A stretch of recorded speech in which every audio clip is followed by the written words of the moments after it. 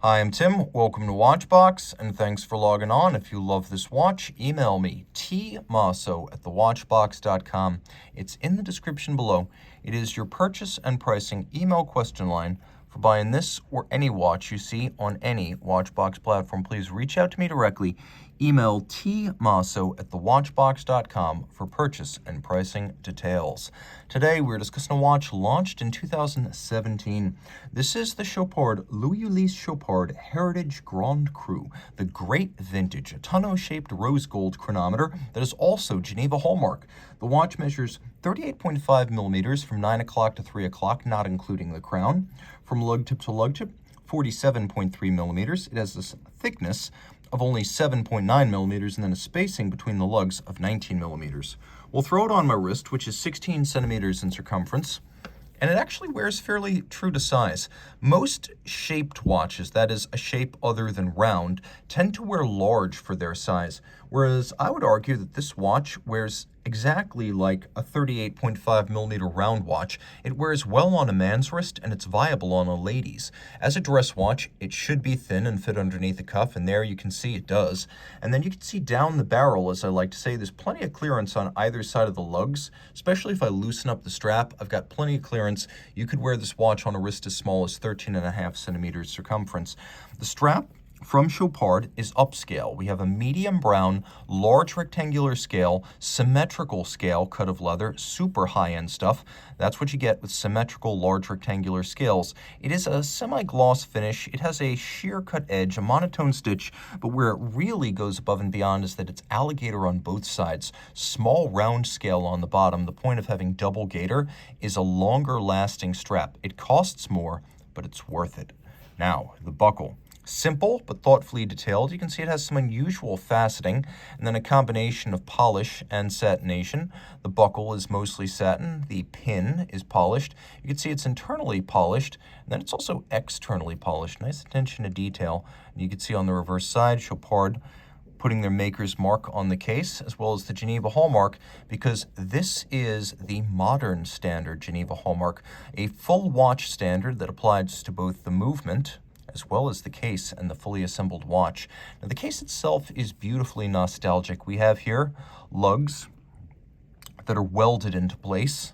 This is a more expensive and traditional way to make a case and hand finish a case, because the evidence of the weld needs to be removed manually. Lug hoods are polished, lug flanks are vertically satinated, and the flanks of the case are also vertically satinated. We're used to seeing satin run longitudinally. Short vertical striations are less common. You can see that the bezel is double stepped. We have a L.U.C. Chopard branded crown, and then a dial of white lacquer, which has been multiply finished and cured to give it the look of fired enamel. We have lovely transferred black lacquered numerals, and you can see we use a watchmaker's 4 right there. There are a few red spots right there you can see on the small second to give a little bit of color and character. And then we have a fusion style hand at center, which is a combination of sort of a Dauphine hand and a baton hand, and then those are faceted for better contrast against the dial. Now you will note we have a small seconds, and you'll wonder whether we have a hacking feature here, and indeed we do have hacking seconds. Now you're probably going to wonder whether the watch has a quick set date, and yes, it does have a quick set date. Rolling around to the reverse of the case, you can see the movement is both properly sized and properly shaped for the case. So you can tell that Chopard is a true manufacturer because the case and the movement are planned and built by the same authority. It's not a matter of assembling parts and being at the mercy of suppliers. When you make the case and you make the movement, the two should fit like a hand in a glove. This is caliber, L.U.C. Chopard, so manufacturer movement, 9701L. It is a micro-rotor automatic winder with twin stacked barrels for a 65-hour power reserve. The micro-rotor is 22 carats, so not 21, not 18, and not rose gold plated tungsten. This is the best mechanical grade gold you're going to find. No one uses 24 because it's just too delicate. 22, though, is denser than those other golds, so it makes for a more efficient wind. 29 joules, it pivots on, 5-position adjustment, which is both the chronometer and the high horology standard. And this watch is both a chronometer and high horology, as we have that Geneva hallmark attesting to the level of finish. And then you can see on the dial, we also have a COSC chronometer certification, so this movement exceptionally accurate.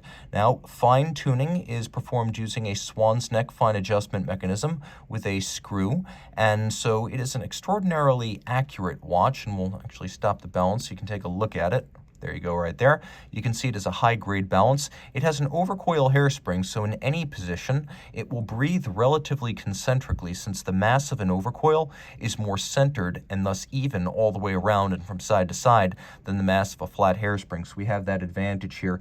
It also beats away at 4 hertz or 8 beats per second, which is a modern beat rate, so it achieves its 65-hour power reserve without the gimmicky tactic of a lower beat rate.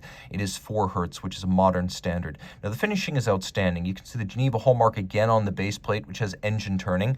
Lots of black polishing. You can see there's a little rocker system associated with the winding mechanism. That's black polished steel across its top. All screw heads are black polished with chamfered slots and circumference. The stud holder, the regulator, the swan's neck, all black polished and finished with a diamond paste.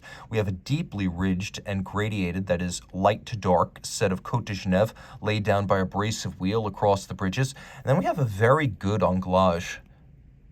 It's started mechanically, but you can tell, because of the mirrored surfacing, that it's finished manually, likely with a handheld buffer tool. You can also see that there's satination on the wheels themselves, and then just below the rotor, a lovely solarization on the base that serves as its mounting bridge. It is a beautifully made movement. It's also 30 meters water resistant, so that is a dress watch standard. Don't take it swimming. But if you're interested, reach out to Team Mosso at thewatchbox.com for purchase and pricing details.